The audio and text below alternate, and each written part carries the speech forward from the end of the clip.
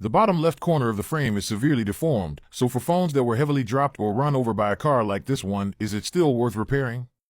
To know for sure, we have to open it up and inspect it. First, we heat the phone screen, then we use this thin prying piece. It's very thin but not smooth, so it doesn't leave marks on metal. Next, use a plastic prying tool to slide around the screen edges. Let's open the screen and take a look. It's definitely the first time this phone has been opened. Everything inside is very clean and neat. First, protect the front camera and Face ID module. Step 1 is still disconnecting the battery. Flex, basically cutting the power, then disconnect the display, touch, and sensor flex cables one by one. Now we can remove the screen. Looking at the screen, it hasn't been tampered with either. Unfortunately, the screen is unusable. For a screen that can't touch, we'll connect a test screen instead. Power on to check if other functions work. Just because a phone powers on doesn't mean everything's okay. You also need to test signal, Wi-Fi, Bluetooth, mic, camera, etc. Seeing no SIM means the baseband is fine. Wi-Fi is not connected, but it can search for networks. That means the baseband below is fine too, so no obvious signs of broken solder joints or damage. Device info confirms it's a 1TB US version iPhone 13 Pro Max.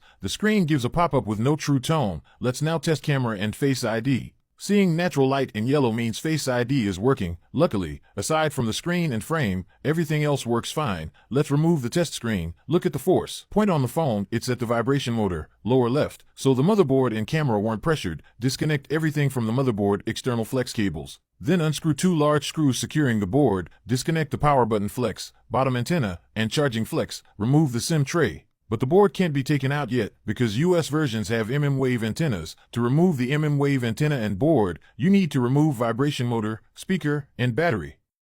The speaker has 2 contact points with the flex cable. Disconnect vibration motor cable, remove the speaker and vibration motor, pull the battery adhesive to take the battery out. Since the fan doesn't want to replace the battery, we try not to deform it. After battery is out, heat this area. Because there's a sticker on the outside, remove the sticker. There are 3 screws and a metal cover. Remove them. Then we can see the mmWave antenna. Disconnect the antenna and remove the motherboard.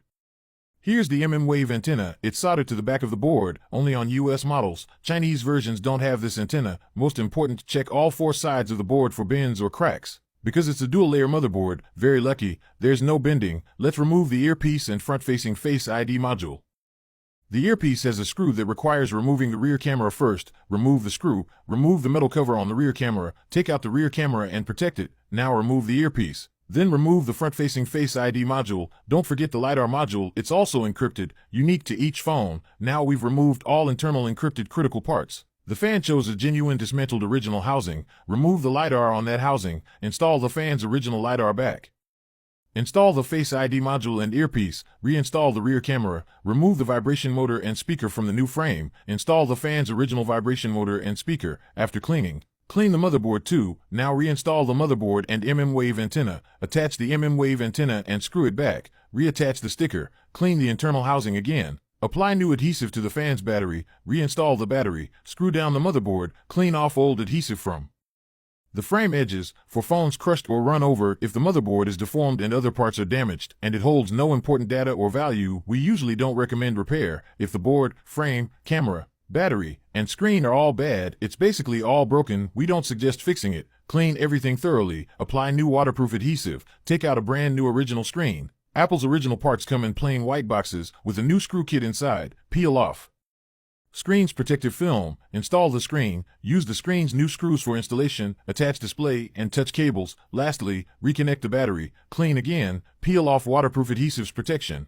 Peel off the protective film on the Face ID. Close the screen. Place the phone in the tray. Put it in the compression tool for sealing. Once sealed, take the phone out. Install the 2 screws at the bottom. Press volume buttons and plug in the charger. Enter post-repair config mode. Choose simplified Chinese. Connect to Wi-Fi. Agree to terms. The phone will stay in a waiting state. On the computer, use diagnostic software. Click System Config. The phone syncs the screen with Apple servers. Once synced, use this cable to check charging wattage. Power the phone on again. You'll see no more pop-ups about the screen. True Tone can now toggle on and off. With True Tone, the display looks more natural. It adjusts color temperature based on the environment. Device info still shows it's the 1TB US iPhone 13 Pro Max. Under parts and service history, it shows the screen is a genuine Apple part. Tap inside, it confirms the display is an authentic Apple component. Finally, test all remaining functions. Thanks to every fan for supporting me. If you like the screen repair, double tap. If you haven't followed yet, give me a follow. We'll package the phone and send it back to the fan.